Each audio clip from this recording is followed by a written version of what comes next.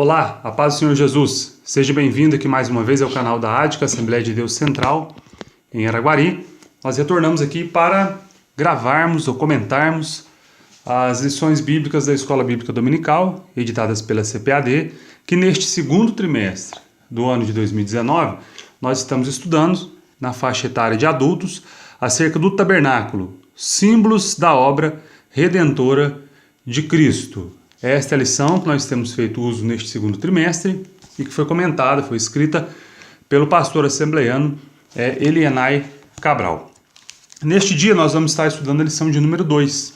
A lição de número 2 tem por título Os Artesãos do Tabernáculo. Na lição de número 1 nós estudamos acerca do tabernáculo, um lugar de habitação de Deus. Deus, então, segundo é escrito para nós, segundo é detalhado para nós ali no livro do Êxodo, no capítulo de número 25, Deus desejou que Moisés construísse, segundo o modelo que foi fornecido pelo próprio Deus, um tabernáculo, um lugar onde Deus pudesse habitar no meio do povo. Não que o tabernáculo em si pudesse conter Deus, nós sabemos que isso é impossível, mas Deus estabeleceu dentro ali o povo de Israel um lugar onde Deus pudesse estabelecer um contato com o povo. E deu as orientações para que esse tabernáculo fosse construído, orientações e diretrizes para o culto, para o sacrifício, enfim, para que aquele povo recém-saído do Egito pudesse agora estabelecer um contato, uma comunhão com Deus, o culto com Deus, sacrifício, devoção, pedido de perdão, agradecimento e o conjunto de leis que viesse a reger toda a vida do povo de Israel depois daquele período de cativeiro lá no Egito. Hoje, então, a lição que nós temos a tratar é a lição de número 2, cujo título é, mais uma vez, quero repetir, a lição de número 2, o título é Os Artesãos do Tabernáculo. O texto áureo está lá no livro de Êxodo, no capítulo de número 31, do versículo de número 1, até ao versículo de número 11. Esse texto, no capítulo de número 31, diz o seguinte, apenas os 3 primeiros versículos. Depois falou o Senhor a Moisés, dizendo, Eis que tenho chamado por nome a Bezalel, filho de Uri, filho de Ur, da tribo de Judá, e o enchi do Espírito de Deus, de sabedoria e de entendimento e de ciência em todo o artifício. Deus chamou então, primeiramente, tendo falado ali a Moisés, um homem da tribo de Judá que se chamava Bezalel. E a esse homem chamado Bezalel, e posteriormente a um homem também da tribo de Dan, que se chamava Aholiabe, Deus deu a esses dois capacidade, sabedoria, encheu-os do Espírito Santo para que eles trabalhassem toda a obra de artesanato, toda a obra que envolvia ali o trabalho manual, que deveria ter uma alta precisão para que tudo fosse executado conforme a vontade de Deus. E esses homens então agora teriam ao seu encargo construir, dirigir a construção, a elaboração das obras de arte que compunham ali o tabernáculo. Então, o propósito nós falarmos sobre esses artesãos, sobre esse chamamento desses homens, a sabedoria que foi concedida de Deus a eles, e obviamente nós temos que ver quais as implicações disto para a igreja no século XXI, quais implicações para a cristã nós podemos extrair de ensinamento deste episódio que está registrado em Êxodo no capítulo de número 31, do versículo de número 1 até o versículo de número 11. Algumas perguntas iniciais nós podemos fazer sobre essa matéria, que seriam os seguintes, né? Deus concede dons aos homens para trabalhar na sua obra, especificamente? Essa resposta está clara, tanto aqui no livro de Êxodo, quanto no Novo Testamento, nós veremos isso.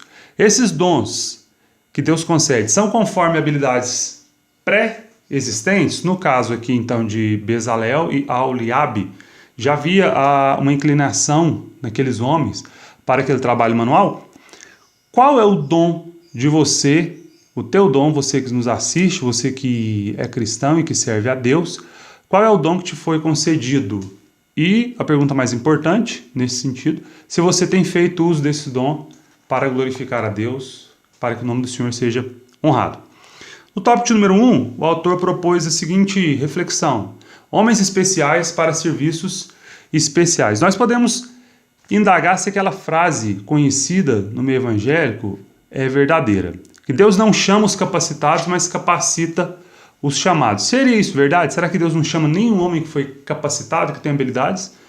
Mas Deus tão somente chama homens que não têm capacitação alguma e depois Deus capacita esses homens? Essa é uma frase que às vezes é dita por muitos evangélicos. E talvez no meio pentecostal, com mais frequência, e muitos há que celebram realmente essa frase e acham que ela é verdadeira. Nós não podemos fazer dessa frase, ou não podemos pronunciar essa frase, como que se nós estivéssemos fazendo uma apologia, uma celebração à ignorância. É fato que Deus usa homens sem qualquer instrução acadêmica a fim de glorificar o seu nome e fazer a sua obra. Deus não depende das nossas qualificações pessoais. Mas também nós não podemos celebrar a ignorância e pensar que Deus chama a pessoa e depois capacita essa pessoa. Há pessoas que adquiriram habilidades na academia, adquiriram habilidades no seu exercício diário, do trabalho que desenvolve, e essas pessoas podem ser chamadas para fazer a obra de Deus. Então aquela inclinação natural, aquela habilidade natural que a pessoa adquiriu, seja uma habilidade inata, ou seja algo que ela desenvolveu ao longo da sua vida, através de exercício, essa habilidade pode ser colocada a serviço do Senhor.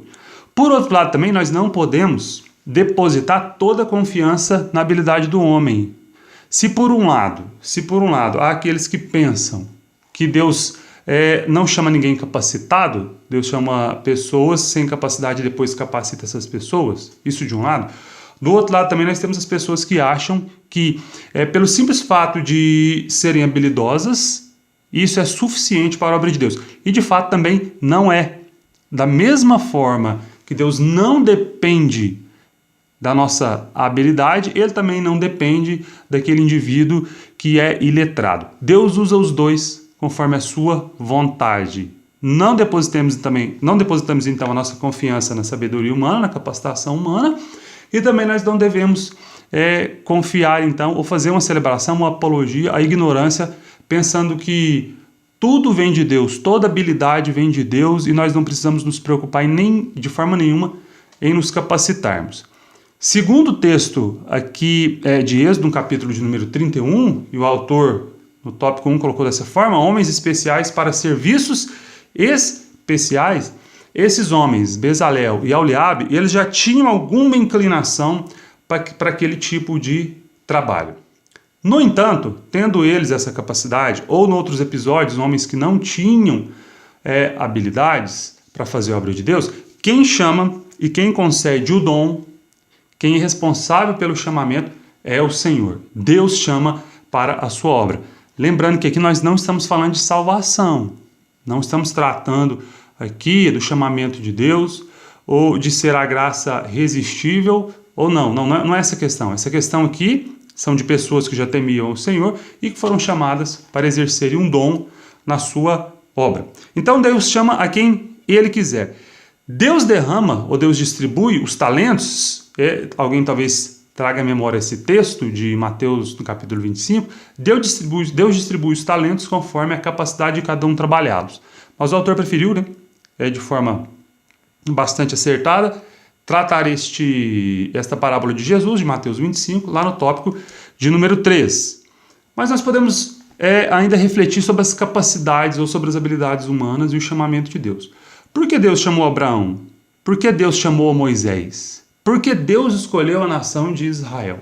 Deuteronômio, no capítulo de número 7, e os versículos de 7 ao 9, explica o motivo de Deus ter chamado a Israel como nação. E não foi porque Israel era uma nação numerosa, grande, poderosa. Não, Deus simplesmente chamou porque essa era a sua vontade. E não chamou Israel porque tinha ali naquela nação algo que de fato interessasse a Deus e que foi determinante para que Deus chamasse aquele povo. Deus chamou por conta da sua infinita bondade. Nós podemos ainda refletir dentro deste tópico aqui de número 1, homens especiais para os serviços especiais, que conforme Paulo ensinou em Romanos capítulo 12, dos versículos 4 ao 6, e 1 Coríntios 12, do versículo 12 ao 26, a igreja é um corpo. A igreja de Cristo é um corpo. Paulo a trata assim, faz essa metáfora da igreja e o corpo. Dentro desse corpo, assim como no corpo humano, há vários membros, no corpo de Cristo também há pessoas com dons e capacidades e habilidades diferentes. Mas todas elas pertencem ao corpo e devem ter um único e exclusivo propósito, o propósito de glorificar a Deus por tudo aquilo que fizerem por meio do corpo. As necessidades da igreja são muitas. Assim também os dons concedidos por Deus à igreja, aos crentes, são muitos, são variados. Ninguém deve se julgar superior ao outro em razão do dom que recebeu de Deus. Mas, pelo contrário, os crentes dotados de dons devem exercer o seu dom à semelhança daquilo que foi feito por Cristo, considerando o outro superior a si mesmo. E esse exemplo de servir ao outro, seguindo o exemplo de Cristo, está lá no capítulo de número 2 da carta de Paulo aos Filipenses, onde nós temos ali um grandiosíssimo texto teológico que nos fala, que nos ensina o apóstolo Paulo sobre esse esvaziamento voluntário do próprio Senhor Jesus Cristo para dedicar-se à obra que Deus chamou para executar. Tópico número 2, o autor pontuou da seguinte forma: cheios do Espírito Santo, sabedoria, entendimento e ciência. Então Deus encheu a Bezalel, o texto de Êxodo 31 é claro, Deus encheu a Bezalel do seu Espírito Santo. Como nós encaramos essa questão de ser cheios do Espírito Santo hoje? Como nós encaramos a questão de ser cheio do Espírito Santo hoje?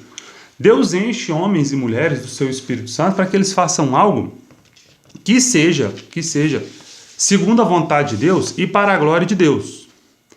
Lá na igreja de Corinto, na primeira epístola de Paulo, escrita a esta igreja, nos capítulos de número 12 e no capítulo de número 14, Paulo trabalhou sobre essa questão do exercício dos dons na igreja. Aparentemente, ali na igreja de Corinto, havia pessoas que estavam, pelo exercício dos seus dons, desprezando a outros que talvez tivessem dons que, aos olhos daqueles homens ali, fossem inferiores.